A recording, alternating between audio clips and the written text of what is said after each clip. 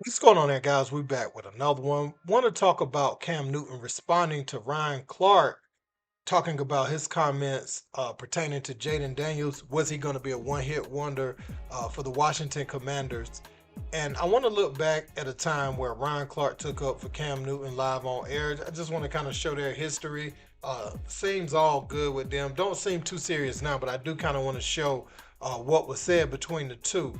Now let's peep what he said just a few years ago. Now this is when Cam had an injury, and his future in the league was uncertain. And Paul Finebaum says this on there, and Ryan Clark comes to his defense.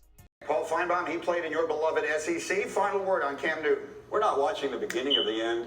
It is the end. It's over for Cam Newton. I don't know why we are mincing words and trying to find a pretty way to put it. I think he's a train wreck right now. He can't do what he used to do. And quite frankly, forget the sympathy tour. Cam Newton has never really cared about anyone other than Cam Newton. And that doesn't mean he shouldn't be given the opportunity, but he's brought this franchise down. It's over for Cam Newton. Nice knowing you, but you're done. This is my only statement to that, right? Yeah.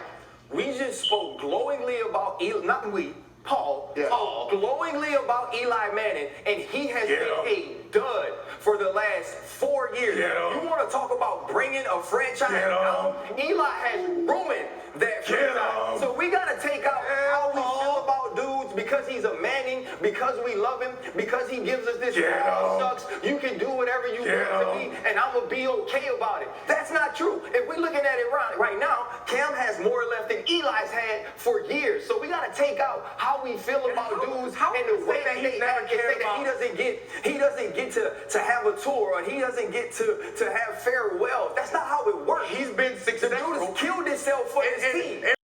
Now we know Jayden Daniels had a phenomenal rookie season, so much so that the Commanders they have lofty expectations this upcoming season, and rightfully so. He came in and everybody was talking about Caleb Williams leading up to the draft, but after the rookie season, everybody's watching what Jayden Daniels is going to do, and also Drake May. You get Drake May a team, he's going to be really good as well. But I want to look at how he framed this question when he was talking to Wale on his podcast, and I think this is what rubbed Ryan Clark the wrong way. Let's peep. Fear Jayden Daniels could be a potential one-hit wonder? Nah. What makes him I different? think he loves the game too much. But speak to me like from a D&B. He loves the game too much. You got people that don't love the game. They love what comes with the game. That boy loves the game. Like, he just loves the game. Like, Seen a lot of success as a rookie season. I worry about that with most like CJ struggled a little bit the second year, but Yeah. but the line was a little. But I'm going to say it in this way.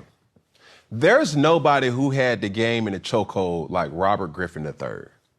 But RG3, bro, I have to tip my hat to him. One of the GOAT rookie seasons of all No, time. for sure. Yeah, absolutely. So I see that same thing happening for Jayden, and as being in that community, do you fear that?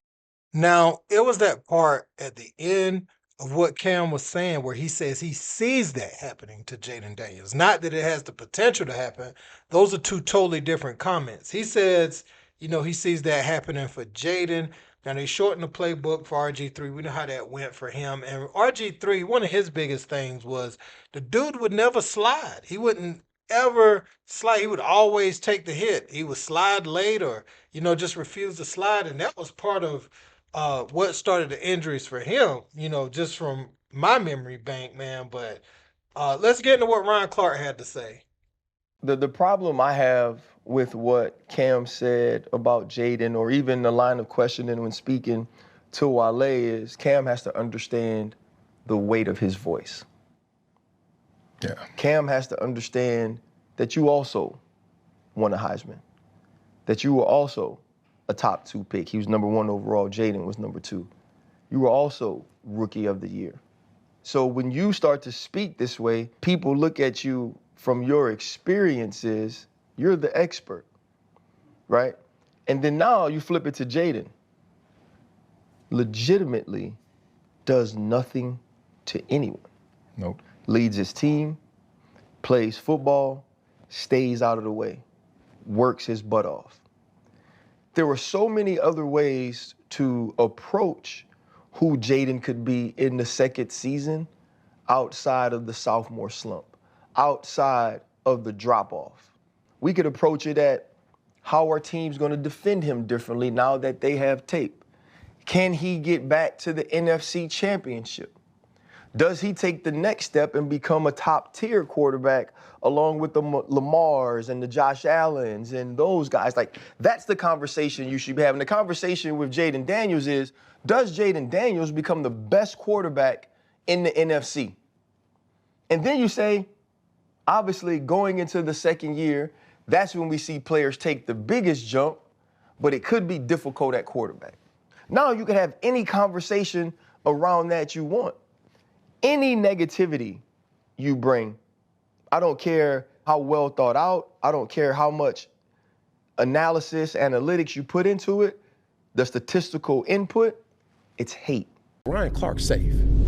I'm not. Cam has to understand the weight of his voice. There were so many other ways to approach who Jayden could be in the second season outside of the sophomore slump. Any negativity you bring, it's hate. There's not a right or wrong way to talk about sports. This is what you should have. No, you can't do that with me, bro. The same Cam that Jayden Daniels get is the same Cam that RG3 get. Is the same Cam that Shannon Sharp get, that Stephen A get, Molly Karam get. I don't switch up. I love LeBron James, but that don't mean they ain't gonna talk about Bronny. Nobody is above critique if you playing the game of football or any sport. Just because he's a model citizen, we can't critique his game? I find that mighty strange. I'm gonna keep it above. I still have to do my due diligence as a member of the media to voice my opinion. Will you? Oh. We wanna play it safe. Safe don't get you nowhere. It gets you cut. Who's really winning in media right now? And every single person that you'll say is winning, they have their own distinct style of their message. So, on our platform at 4th and 1, I don't want to be safe. I want it to be intentional. I ain't swinging to get on first base. I'm swinging for the fences. And while you swing, yeah, you may strike out. And everybody may be pointing as you go into the dugout. But guess what? I swung. So I respect Ryan Clark. But Ryan Clark's safe. I'm not. So this creates an interesting dynamic. I remember, they used to criticize the regular media before the athletes started getting into it heavy. They used to criticize them for having these type of takes. Now, Cam, on one end, Ryan Clark is absolutely right. Now, I haven't seen the whole interview, but, there was something to say about Jayden Daniels coming in, leading his team to the playoffs, that locker room galvanizing behind him as a leader year one. That shows he has some innate qualities and abilities. Even if they start slow, they love him, as a player enough to elevate the level of your team. So I think he deserves a little more credit. Like, I don't see Jayden Daniels like I see RG3. I want to say he's better, in my opinion. RG3 was a beast at Baylor, but when I look at Jayden Daniels, man, he got a chance to be very, very special in this league. So I think the Commanders, they're going to be straight again. I don't see this big old dip coming. Now, Cam, there's a way to deliver what Cam was saying. But Cam said, hey, look, I ain't safe. I'm going to tell you what everybody else ain't telling you. And to that, I must say, that is some of the best advice sometimes. Like, when everybody else telling you how good you are, and then that one person is like, nah, but I see this, and this. At the very least, it could keep you focused, right? So for Jayden Daniels, hearing this from Cam, that could be an extra piece of motivation on top of everything else that motivates him to keep him going. You know what I'm saying? To keep him not resting on his laurels. And that's cool. But Ryan Clark is saying that everybody's going to perceive this as hate. And I'm going to tell you why. Cam, not long ago, he was doing an interview where he said he felt like when Riverboat Ron was in Washington, he thought he would get that call when he was still trying to be, in the NFL, when he was still trying to quarterback. And he never got that call. And so he's looking at that franchise. He's looking at Jayden Daniels being the new young QB that can use his legs and all that, and they saying maybe he feels some sort of way, even though Riverboat Ron ain't there no more. he's looking at that franchise like, I should have had my time there towards the end of my career. And that's how people are going to perceive it. Whether Cam is giving good information or not, a lot of people just going to look at it like that. And I think that's what Ryan Clark is speaking to when he is articulating himself on this topic. But nah, man, I think Jayden Daniels is exceptional. I think he's going to follow up his rookie season and be even better next season.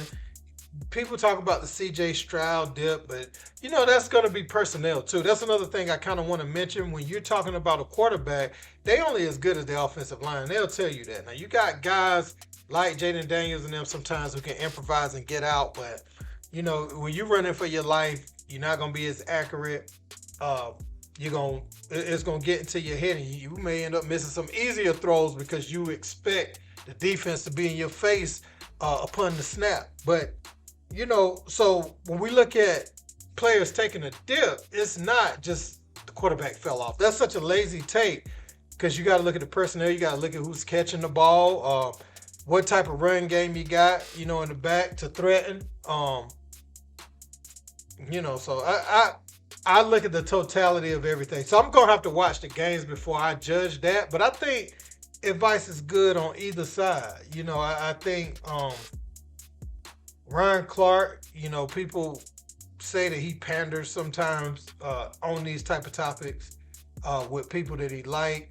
And another thing, you got to look at the LSU connection with Ryan Clark, too. He's going to step up for anybody at LSU like he should because that's a brotherhood there. But Cam, he kind of got some backlash for some of the things he said about Shedeur as well.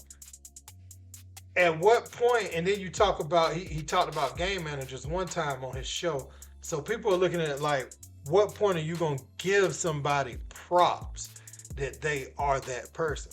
So, or they that deal, they him, and so I guess we just waiting to see who Cam says that about. Because if all your takes are negative, people will start to frame it a certain way, even if it's coming from a good place.